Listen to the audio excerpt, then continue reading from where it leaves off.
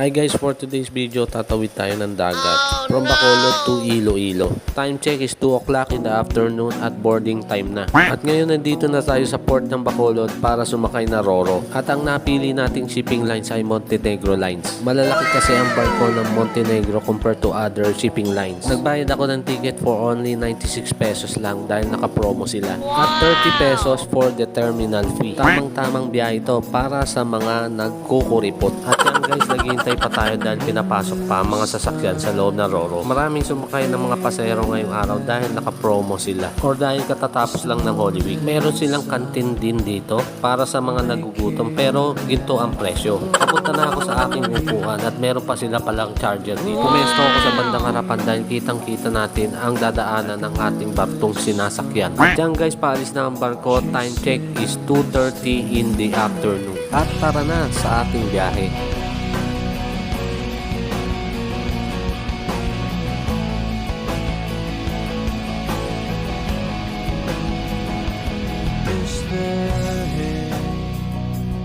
At ito ang pinaka-favorite kong biyahe, ang tawid dagat. Napaka-presko at nakakatanggal ng stress. Time check is mag-alas 4 na ng hapon at isa't kalahating oras na tayo nagbibiyahe. Next lang natin ang Habayanas natin sa halagang 1 to ST120 lang pala. At dyan guys, papalapit na tayo sa Port of Dumangas ng Iloilo.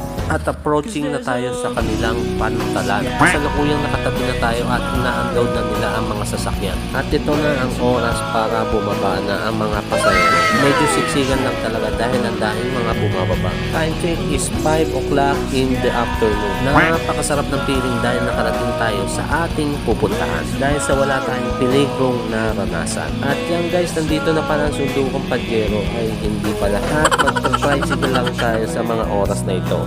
Thank you for watching guys and please follow our page.